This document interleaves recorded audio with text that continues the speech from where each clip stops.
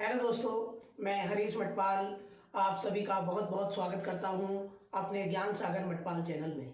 बच्चों, आज की इस वीडियो में मैं आपके लिए टॉपिक लेके आया हूं ISLM का पार्ट टू में हम समझेंगे कि जो इन्वेस्टमेंट कर्व है उसकी जो स्लोपिंग है, इन्वेस्टमेंट जो कर्व है उसका जो स्लोप है उसको हम यहाँ पे समझेंगे।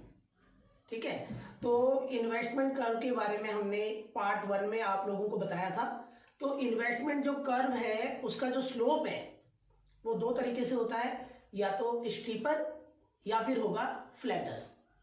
तो स्टीपर और फ्लैटर में डिफरेंस हमें समझना है, तो इस बात को हम ग्राफ से समझेंगे। सबसे पहले जो वर्टिकल लाइन हमने खींची है, यहाँ पे हमने रेट ऑफ इंटरेस्ट को शो किया है, और नीचे जो हॉरिजॉन्टल लाइन है एक्स एक्सिस, यहां पर बच्चों हम इन्वेस्टमेंट को रिप्रेजेंट कर रहे हैं। अब ग्राफ के थ्रू हम समझेंगे इन्वेस्टमेंट का जो कर्व है वो कहां पे स्टीपर है और कहां पे वो फ्लैटर है। तो देखते हैं हम लोग। सबसे पहले हमने इन्वेस्टमेंट जो कर्व है उसको ड्रॉ किया है। हमने पार्ट 1 की वीडियो में आपको बताया था कि जो इन्वेस्टमेंट कर्व है उसका जो स्लोप है वो नेगेटिव होता है, क्योंकि रेट ऑफ इंटरेस्ट और इन्वेस्टमेंट में इनवर्स रिलेशन होता है। अगर रेट ऑफ इंटरेस्ट कम है तो इन्वेस्टमेंट ज्यादा होगा। अगर बैंक रेट ऑफ इंटरेस्ट ज्यादा चार्ज कर रहे हैं कैपिटल गुड्स परचेज करने के लिए, बैंकों से जो लोन है वो कम क्वांटिटी में लेंगे, जिससे इन्वेस्टमेंट कम हो जाएगा। तो पार्ट 1 की वीडियो में हमने ये पूरा कॉन्सेप्ट क्लियर किया था। अब बच्चों यहाँ पे हम समझते हैं, तो आई एक इन्वेस्टमेंट कर्व है। इसमें हम एक पॉइंट ले लेते हैं, ए पॉइंट। तो ए पॉइंट हमें बताता है कि कितने रेट ऑफ इंटरेस्ट पे कितना इन्वेस्टमेंट है। ठीक है, तो ए पॉइंट पे हमने बताया कि जो रेट ऑफ इंटरेस्ट है उसे हमने कुछ भी मान लिया, और फिर हमने दूसरा पॉइंट ले लिया बी। तो हम इन्वेस्टमेंट कर्व में मूव कर रहे हैं नीचे को। इसका मतलब है कि रेट ऑफ इंटरेस्ट कम होने से इन्वेस्टमेंट इंक्रीज हो गया। तो रेट ऑफ इंटरेस्ट और इन्वेस्टमेंट में इनवर्स रिलेशन होता है। तो movement from A to B का मतलब है कि रेट ऑफ इंटरेस्ट कम हो गया है, जिसकी वजह से इन्वेस्टमेंट इंक्रीज हो गया है।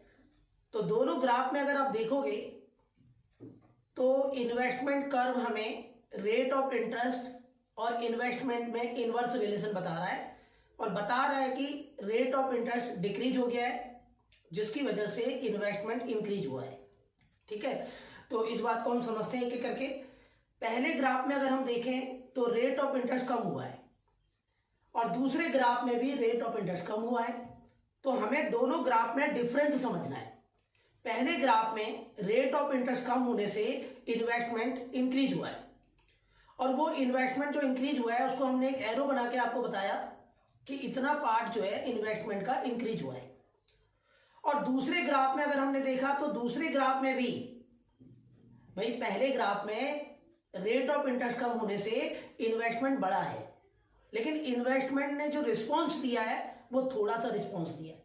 अगर हम देखें तो रेट ऑफ इंटरेस्ट के कंपैरेटिवली इन्वेस्टमेंट में कम चेंज आया है। तो जब रेट ऑफ इंटरेस्ट के कम होने से इन्वेस्टमेंट थोड़ा सा ही इंक्रीज होता है, तो उस केस में इन्वेस्टमेंट कर्व स्टीपर होता है।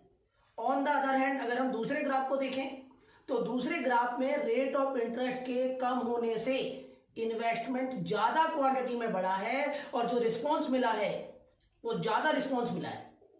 तो बच्चों सिंपल सी बात है, अगर रेट ऑफ इंटरेस्ट कम होने से इन्वेस्टमेंट थोड़ा सा बढ़ता है तो उससे इन्वेस्टमेंट कर्व स्टीपर होगा।